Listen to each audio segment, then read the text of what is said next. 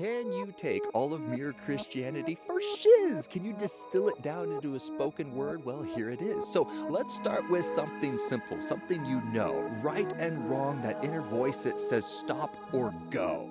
It's a smoke alarm telling you what's wrong or right. You instantly know whether to fight or flight. Now, where does that inner voice come from? You ever thought about that? Because a cat has no remorse when he tortures his snack. A monkey doesn't care what's fair. He's a selfish little guy. But we humans, we know that honesty is valued over a lie. If we are just mammals doing what they do on the Discovery Channel, then why do we say it's wrong when our spouse is caught in a scandal? If you cut in line, I know that's unfair. You break a promise, every culture in the world will care. You see, deep down in our bones, we know there's a way. It rules our heart, and we just can't explain it away. But a world without meaning, without any guide, is no accident when we see these moral rules deep inside. If you're walking on a beach and you find a watch, you know that there's a maker.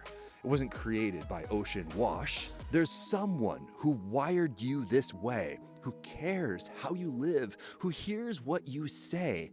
He's a designer who shapes the right and the wrong that you feel. These standards are no accident. And this proves he is real.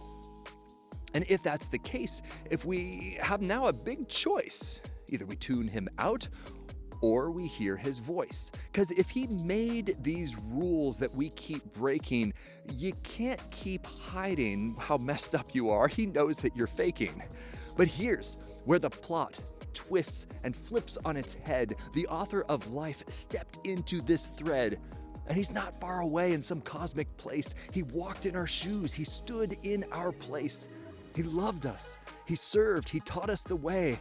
But we're like, nah, just go away. And we know deep down in our soul, we'd rather be king than give up control. So we nailed him up high, let the innocent die, and we thought we had finished it. And that, let's be honest, it's a lie. Because we didn't just kill a good teacher who breathed his last. This was the author who controlled life and death. And to prove this, 3 days went by and he came back to life. He defeated the ultimate death with love as his knife. He beat what we fear. He crushed what we hate. He tore down the wall between us and our fate. Like a chain we can't break, like a debt we can't pay. No, being mostly good can wash the stain on your soul away. No, and now here we stand, still faced with a choice. Will you ignore all these signs, or will you follow his voice? And if he is real, and he did what they say, then maybe, just maybe, it matters today. So don't wait till the end when your time's running thin, because the clock won't rewind once the reaping begins. So if you've been searching, if life's felt untrue, that longing you feel, it's him calling you.